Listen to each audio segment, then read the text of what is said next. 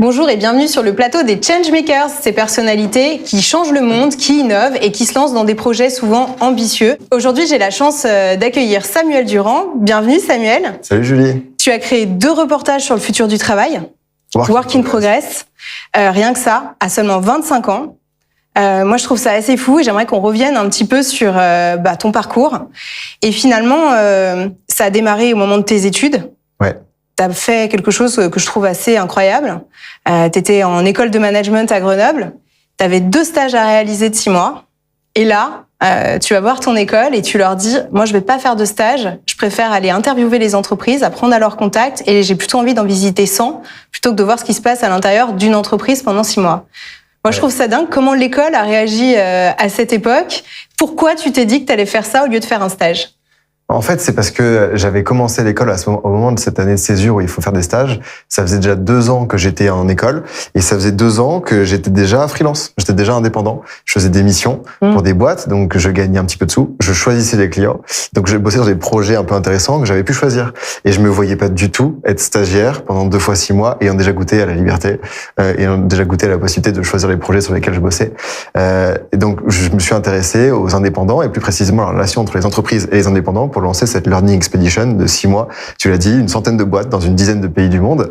Et donc, 6 mois pour partir et puis 6 mois pour préparer en amont, pour financer, pour définir les boîtes qu'on avait envie d'aller voir, qu'est-ce qu'on va aller chercher comme sujet.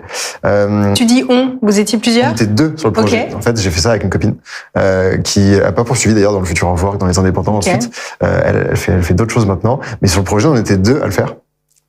Et donc je vais voir mon école pour lui présenter cette idée, qui me dit c'est une bonne idée, mais nous on va pas te soutenir, on va pas financer le projet, c'est pas notre rôle en tant qu'école.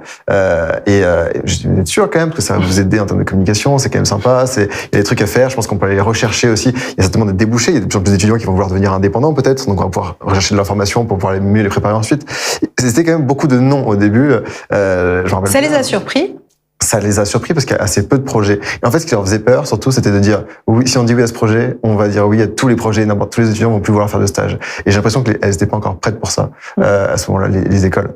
Et en fait, je suis revenu quelques semaines, quelques mois plus tard, en ayant été voir des grandes entreprises françaises, qui m'avaient dit, mais bien sûr, en fait, on a hyper envie de soutenir ton projet. C'est intéressant pour nous en termes de contenu, que tu vas aller chercher des choses inédites, et c'est intéressant en termes de communication.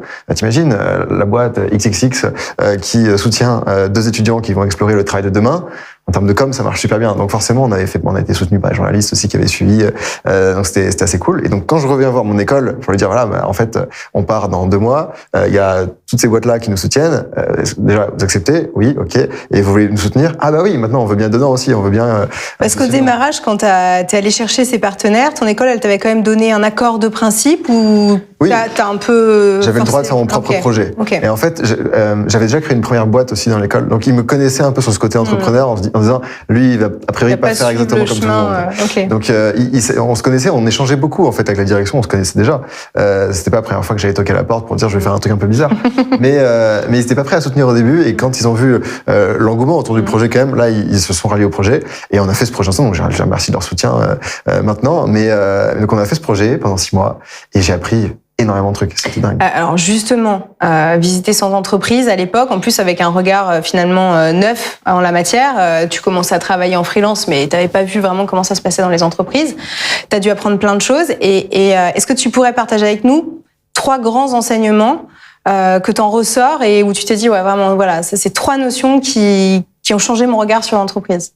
Ouais, moi je commencerai par une qui est pas sur le fond du sujet, mais qui est juste sur le fait d'aller voir ces boîtes-là. En fait, on a toujours l'image de se dire que c'est des gens qui sont hyper inaccessibles, qui sont hyper occupés, parce que typiquement j'ai rencontré des CEO de boîtes côté au Nasdaq, tu vois, qui nous ont accordé 1 heure et qui en a discuté et on reste en contact. Ça m'intéresse. Tes cibles, c'était des CEO à chaque fois? Pas toujours, forcément. Non. Okay. En fait, il y avait 3 types d'acteurs sur les 100 personnes. Il y avait des entreprises qui travaillent avec des freelances, et à l'intérieur de ces entreprises, c'était soit des chefs de projet qui bossent avec les freelances très opérationnels, soit des directions des achats, on connaît bien, c'est ceux qui s'occupent des freelances dans les grandes entreprises, soit des RH.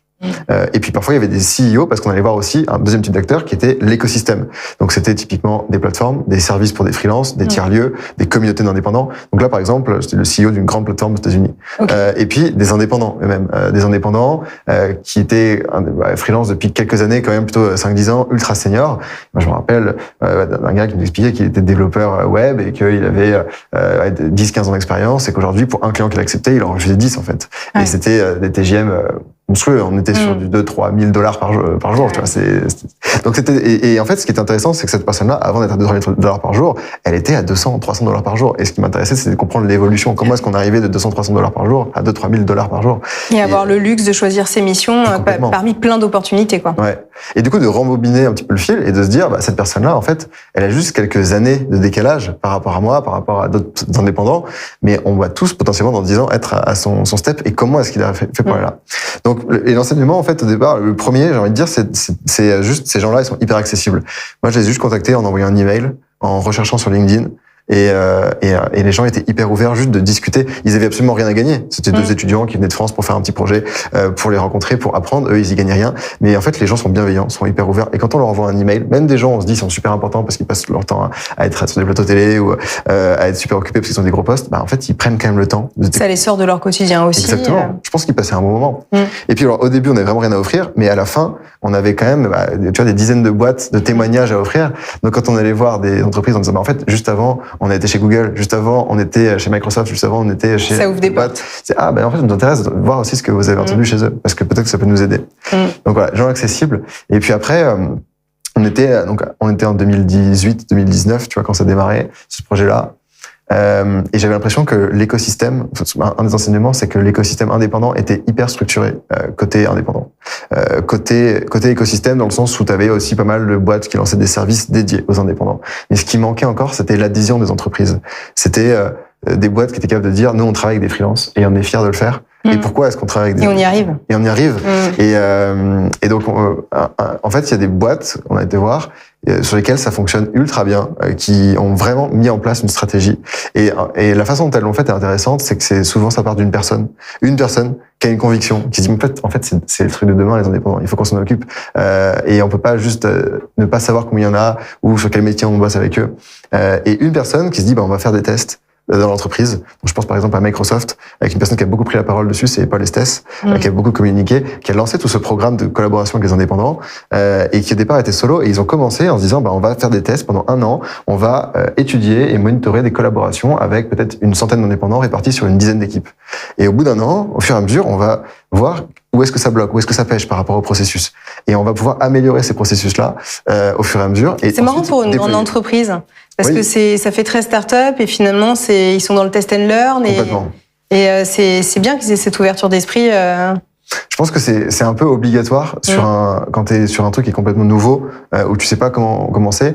Sur une boîte de dizaines de milliers de personnes, tu peux pas lancer un nouveau plan et déployer tout de suite. Il faut le tester. Donc ce qu'ils ont fait, c'est ça. Mais c'est pas évident d'ailleurs. Enfin, c'est pas évident quand même, surtout dans ces grandes boîtes, de tester concrètement, d'arriver à en tirer les enseignements pour que ça marche justement sur un nombre beaucoup plus important. Donc eux, ils ont réussi à le faire. Ils ont réussi à le faire.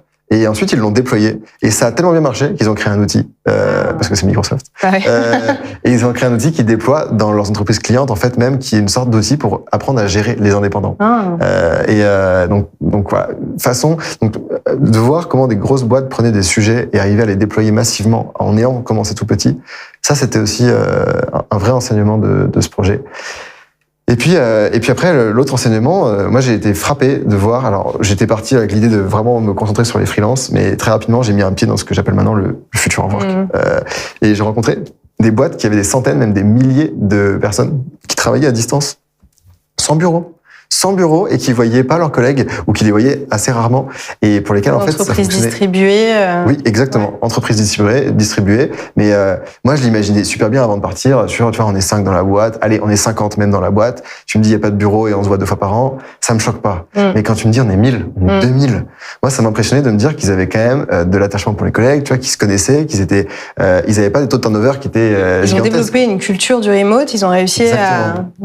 Et certains dès le départ et d'autres même en cours de route, en fait, en se disant, on a une politique, on a des bureaux, mais on se rend compte qu'il y a personne qui vient au bureau parce qu'on a tellement de possibilités de pouvoir bosser à droite à gauche et d'être en asynchrone. Tu vois, donc, il y a toute une nouvelle forme d'organisation aussi. Mais forcément, à ces gens-là, j'étais impressionné, moi, par la capacité qu'ils avaient à maintenir une culture d'entreprise en étant à distance, à créer des processus de com, à créer des temps forts dans lesquels ils se retrouvent. Et il y avait une puissance. Tu vois, être capable de se dire, on prend 2 semaines par an dans lesquelles les gens se retrouvent. Personne ne travaille de la boîte, juste on passe des moments ensemble. Parce que travailler, on le fait déjà le reste de l'année, en fait. Mais juste, on est ensemble et on arrive à créer une vraie culture où on est presque amis, en fait, au sein de la boîte. Donc c'est ça la clé. Ils ont des moments comme ça. Ouais. À distance et en présentiel. Donc l'entreprise dont tu parles, tu peux la citer ou... Oui, en fait, il y en avait plusieurs. Du coup, typiquement, il y avait Upwork qui fonctionne comme ça sur un mode assez hybride, mais des boîtes vraiment entièrement distribuées. J'ai été voir Automatic, j'ai été voir GitLab, il y avait TopTal aussi. Et donc, il y a des personnes parfois qui sont juste en télétravail, mais il y en a d'autres même qui sont nomades, qui ont des organisations complètement différentes, avec des personnes qui bougent tout le temps, tous les 2 mois à droite à gauche. Et donc, ces boîtes-là, il y avait des vraies bonnes pratiques pour se retrouver sur des temps forts à distance, en petit comité, en groupe, tous ensemble aussi, et puis des temps forts, tous ensemble, à des moments hyper cruciaux. Typiquement, GitLab, ils encourageaient les salariés à aller voir d'autres salariés. Donc si par exemple, toi t'habites à Miami et tu veux aller voir ton collègue, ton équipe qui bosse faire du home office ailleurs, ouais. Ils te payent le trajet pour aller là-bas. Tu dois juste le dire, je vais voir tel collègue là. Et du coup, il y en a 2 qui sont amusés à faire un petit tour du monde, payés au frais de la boîte, pour aller voir les collègues à droite à gauche, donc pendant 6 mois. Excellent. Et en fait, ça crée, donc c'était suivi par toute la boîte et ça marche assez bien. Donc, il y a forcément un engagement d'entreprise. Mais en même temps, c'est logique. Tu te dis, j'ai pas de bureau, donc j'économise de l'argent. Cet argent-là, je le réinvestis dans la culture de la boîte, avec des avantages. Donc, on te paye le cowork, on te paye des équipements forcément qui fonctionnent bien, on te paye des retraites, on te paye un tas de trucs. C'est juste une autre façon d'envisager l'entreprise. Oui. C'est ni mieux ni moins bien. Mais moi, j'étais vraiment frappé par la capacité à quand même créer une culture de boîte et un attachement à la boîte, aux vraies valeurs, quand on est complètement à distance. Oui, parce qu'il y a cette notion, puis il y a aussi la notion de travail collaboratif, et quand tu te vois pas, c'est toujours plus difficile. Ouais. Ces moments off où tu vas t'échanger de l'info, etc., tu les perds un peu, et tu vois, t'as une idée, ton collègue l'entend, il rebondit et t'avances. Et c'est ça, moi, que je trouve difficile dans le travail full remote. Ouais. Et je suis impressionnée par ceux qui arrivent à le faire, mais surtout pour les entreprises qui arrivent à se transformer ou avoir un fonctionnement hybride avec une partie qui est pas là, une partie qui est là, parce que c'est là où est toute la difficulté, en fait. Oui, quand t'es dans l'hybride, en fait, la plupart des boîtes qui sont comme ça là-dessus, sur un modèle assez full remote, c'est des boîtes qui ont démarré comme ça. Et la plupart de celles qui deviennent maintenant à distance, c'est souvent quelque chose de moins poussé, c'est plus hybride, en fait, parce qu'il y en a certains qui vont pas aimer ce fonctionnement-là. Et quand tu es en full remote, c'est souvent des gens qui sont très autonomes, en fait. Et après, tu as plein de degrés différents. T'en as pour lesquels ils vont être totalement en full remote, totalement asynchrone, il y a quasiment pas de communication. D'autres, ils vont se voir quand même assez régulièrement, plutôt tous les 3 mois. D'autres, c'est vraiment 1 fois par an. Et il y a pas une seule bonne façon de faire, ça dépend de la culture de boîte. Et tout dépend de la façon dont on va le lancer dès le départ. Je pense que ça imprègne quand même énormément. Oui, c'est plus facile, effectivement, de lancer que de transformer. Ouais, ça, c'est sûr. Donc finalement, tu fais ce stage, t'en tires plein d'enseignements et merci pour ce partage des 3 grandes idées. Et j'imagine qu'il y en a une centaine d'autres encore. Ça te donne pas envie de rejoindre une entreprise, mais plutôt envie de développer encore cette fibre journalistique et d'en faire un vrai documentaire, Work in Progress. Oui. Donc tu sors un premier volet. De quoi ça parle? Est-ce que tu peux nous en dire plus? Le premier, c'était un constat de me dire, j'ai fait une étude, elle est sortie, c'était un rapport de 250 pages. Donc, j'avais envie de faire quelque chose de beaucoup plus ludique. Et le premier documentaire, en fait, c'est juste une façon de montrer qu'on peut s'éclater dans son travail de plein de façons différentes. On montre qu'on peut s'éclater en tant que salarié, en tant qu'indépendant, au sein de collectifs, en tant que créateur de contenu, au sein de communautés. Et donc, on a 9 speakers qui prennent la parole pour expliquer comment est-ce que eux, ils s'amusent dans ce qu'ils font, de plein de façons différentes. Et donc on a été voir des boîtes à droite à gauche, un peu partout en Europe parce qu'on a tourné pendant la pandémie, il est sorti en 2020, disponible sur les plateformes et on en a fait du coup un deuxième qui va un peu plus loin que le premier. Écoute, merci, c'est la question que j'allais te poser. Justement, pourquoi avoir voulu continuer? Qu'est-ce que tu t'es dit à la fin de Work in Progress 1 pour te dire en fait il y a une suite, on n'a pas travaillé tous les sujets? En fait, c'est parce que quand j'ai montré mon premier film, j'étais fier, j'étais content, et je l'ai montré à des copains qui n'aiment pas leur job. Tu vois, des gens qui sont capables de me dire que ils finissent tard, ils sont fatigués, ils aiment pas trop, c'est relou. Et en même temps, ils restent, ils continuent en disant non mais parce qu'en fait dans 3 ans, moi, ça va aller, c'est pour atteindre le truc, après ça fonctionnera bien. Et puis grâce à ça, je pourrais faire ça. Et je leur montrais le documentaire, ils disaient c'est trop bien, mais ça c'est des modes de travail qui sont alternatifs. Moi, je me reconnais pas vraiment dedans. Je me verrais pas devenir indépendant, je me verrais pas pas devenir créateur de contenu, je me verrais pas de faire partie d'un collectif, d'une communauté. Et ils se connaissaient pas du tout dans ce mode de vie-là, en disant ça c'est alternatif, c'est pas pour moi. Alors je me suis dit ok, c'est quoi? Rester dans l'entreprise, c'est pas un problème. Vous pouvez très bien rester salarié, et pour autant, il n'y a pas de raison quand même d'être dans un job que vous aimez pas. Il y a toutes les raisons du monde de s'éclater dans ce qu'on fait, dans son travail, et je vais vous montrer que c'est possible. Donc ce deuxième tome, il va creuser les différents leviers de motivation. Il s'appelle Why do we even work? Pourquoi est-ce qu'on bosse? Et la deuxième question, c'est pourquoi est-ce qu'on rejoint une boîte plutôt qu'une autre? Et en fait, c'est un raisonnement qui marche aussi bien pour les salariés que pour les indépendants. Juste pour se dire, qu'est-ce qui fait que je me lève le matin et que quel sens et en fait, tu vas chercher sens, dans l'entreprise, dans ce que tu fais? Ouais, il y a la notion de sens. En fait, il y a 3 leviers de motivation qu'on a identifiés. C'est le comment, le quoi et le pourquoi. Le comment, c'est l'environnement de travail. C'est les collègues qui deviennent des amis. C'est la flexibilité qu'on a de venir au bureau, de pas venir au bureau parce qu'on a un super cadre de travail à distance. C'est les avantages qu'on a dans son travail. C'est la culture, comme tu disais C'est la avant. culture de la boîte. C'est un tas de choses qui sont pas le travail en lui-même, mais qui sont autour du travail. C'est l'environnement. Deuxième, c'est le quoi, c'est la tâche en elle-même. Alors, on est énormément, nous, aujourd'hui, à travailler, à pianoter sur les ordinateurs, taper sur les touches, donc c'est pas incroyable de faire ça. Par contre, c'est la façon dont on le fait. Et c'est ce que raconte Laetitia Vito dans le documentaire, mais dans son livre Du labeur à l'ouvrage, de le faire en toute autonomie, en toute créativité, en toute responsabilité, de voir l'impact de son travail.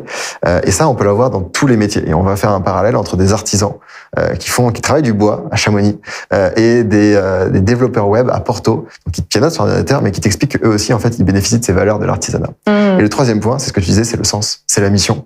C'est de se dire, est-ce que ma contribution au monde, elle est utile? Pourquoi est-ce que je me lève le matin? Contre quoi, en fait, je vais échanger ce que j'ai de plus précieux dans ma vie, mon temps? Et en fait, tu te dis qu'il faut que l'entreprise soit capable de répondre à ces 3 niveaux. Elle doit t'apporter un environnement de travail, une tâche qui est intéressante, et puis une notion d'utilité, de sens. Ouais, c'est canon, on a hâte de le découvrir. Il sort le 9 mars.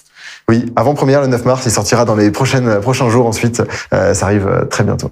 Bon, et ben avec freelance.com, en tout cas, on est ravis de te soutenir dans ce projet, puisqu'on a rejoint le club de tes partenaires, on peut dire ça maintenant, puisque c'est ça.